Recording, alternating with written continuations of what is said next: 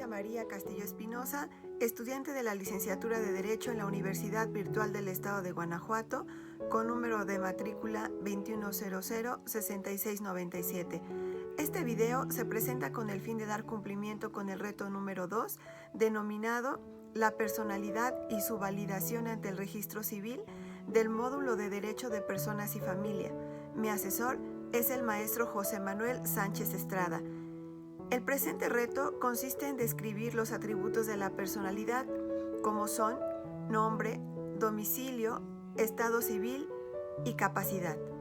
Antes de abordar el tema de personalidad, considero indispensable hacer referencia al concepto de persona, que se refiere al ser físico, hombre o mujer, o ente moral, pluralidad de personas legalmente articulado, capaz de derechos y obligaciones.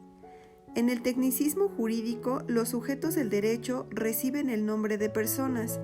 Las personas son los únicos posibles sujetos del derecho. Para el caso de la materia que nos ocupa, nos referiremos a la persona física. Otro concepto que considero importante mencionar es el de atributos de la personalidad, que son un conjunto de cualidades que hacen a una persona única, identificable, irrepetible e inconfundible. Algunas de estas cualidades son el nombre, el sexo, estado civil, domicilio, filiación, nacionalidad y la edad, que se adquieren con el nacimiento y se extinguen con la muerte. Todo ello da identidad a un ser humano, de tal manera que el reconocimiento del estado civil derivado del matrimonio forma parte del derecho a la identidad de las personas y por ende debe ser objeto de protección conforme al precepto constitucional comentado. En este sentido, la personalidad es la idoneidad para ser sujeto de derechos y obligaciones. El artículo 74 del Código Civil para el Estado Libre y Soberano de Puebla establece que los derechos de la personalidad son inalienables, imprescriptibles, irrenunciables, ingravables y pueden oponerse a las autoridades y a los particulares sin más límite que el derecho similar de estos últimos. Al primer atributo de la personalidad al que me referiré es el nombre, que se define como signo que distingue a una persona de las demás en sus relaciones jurídicas y sociales. El atributo de la personalidad por excelencia es el nombre. Sin él sería una tarea ardua en distinguir a una persona en relación con otra.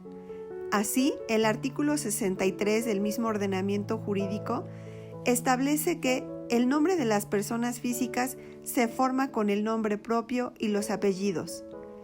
El nombre propio será puesto libremente por quien declare el nacimiento de una persona y los apellidos serán el del padre y el de la madre, o en su caso, solo los de aquel o los de ésta, sean tales apellidos simples o compuestos.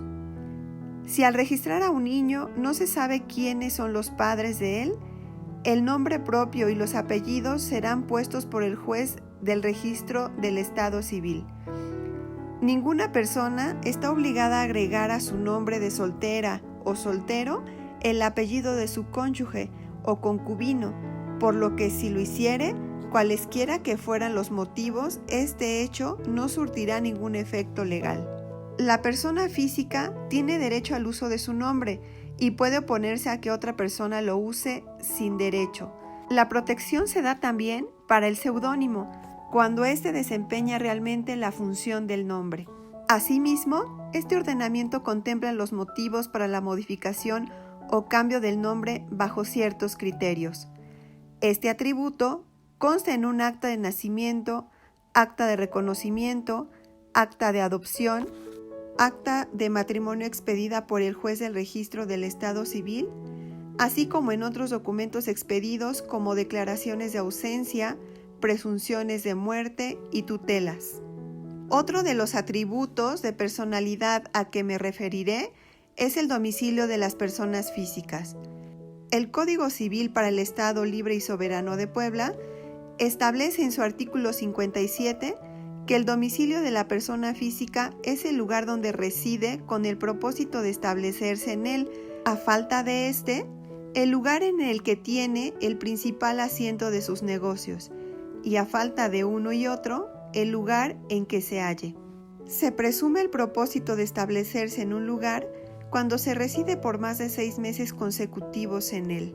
Transcurrido este lapso, el que no quiera que nazca esa presunción declarará dentro de 15 días a las autoridades municipales de su anterior domicilio y de su nueva residencia respectivamente que no desea perder aquel domicilio y adquirir uno nuevo.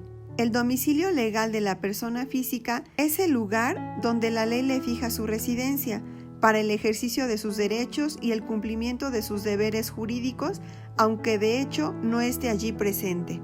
El Código Civil en comento reputa como domicilio legal los siguientes. 1. Del menor de edad no emancipado, el domicilio familiar de la persona o personas a cuya patria potestad está sujeto. 2. Del menor que no esté bajo la patria potestad y del mayor incapacitado, el de su tutor. 3. Del hombre y de la mujer casados entre sí o que vivan en concubinato, el domicilio familiar de ambos. 4. De los militares en servicio activo, el lugar en que estén destinados. 5. De los empleados públicos, el lugar donde desempeñen sus funciones por más de 6 meses, pero los que por tiempo menor desempeñen alguna comisión no adquirirán domicilio por ese solo hecho en el lugar donde la cumplen. 6. De los sentenciados a sufrir una pena privativa de la libertad por más de 6 meses, el lugar en que la extingan. Estas reglas no privan a las partes en un acto jurídico del derecho que tienen para fijar el lugar en que deben cumplirse una obligación o que deban tenerse por domiciliadas. Las actas donde se asienta el domicilio son las siguientes: actas de nacimiento, actas de reconocimiento, actas de adopción y actas de matrimonio. El tercer atributo de la personalidad es el estado civil, que se define como la situación jurídica de una persona física considerada desde el punto de vista del derecho de familia y que hace referencia a la calidad de padre, de hijo, de casado, de soltero, etc. El artículo 19 del Código Civil para el Estado Libre y Soberano de Puebla, entre otros, estipula que el estado civil y capacidad de las personas físicas se rigen por el derecho del lugar de su domicilio. El estado civil de las personas solo se comprueba con las constancias respectivas del registro del estado civil y ningún otro documento ni medio de prueba es admisible para este fin, excepto disposiciones de la ley en otro sentido. Este atributo se asienta en el acta de defunción o en el acta de matrimonio.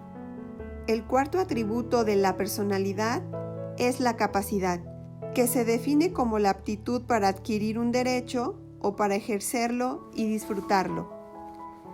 La capacidad jurídica es uno de los atributos de la persona, que ésta adquiere con el nacimiento y pierde por la muerte. La capacidad jurídica es igual para el hombre y la mujer, es decir, la protección que concede la ley a todo hombre y a toda mujer comprende cada uno de los derechos inherentes a la personalidad y a la dignidad humana. Si por exigencias de construcción gramatical, enumeración, orden u otra circunstancia, un texto legal usa el género masculino y no emplea el género femenino, sin que existan motivos para su exclusión, esa ley deberá ser interpretada por el juzgador en sentido igualitario para hombres y mujeres, de modo que éstas y aquellos puedan adquirir toda clase de derechos y contraer igualmente toda clase de deberes jurídicos. La capacidad jurídica es de goce y de ejercicio. La capacidad de goce es la aptitud para adquirir derechos y contraer obligaciones. La capacidad de ejercicio es la aptitud para ejercitar derechos y cumplir obligaciones. La ley protege al ser humano desde que es concebido, y éste puede, desde ese momento, adquirir derechos y obligaciones, pero si no nace vivo, se extinguen retroactivamente los derechos y obligaciones que haya adquirido.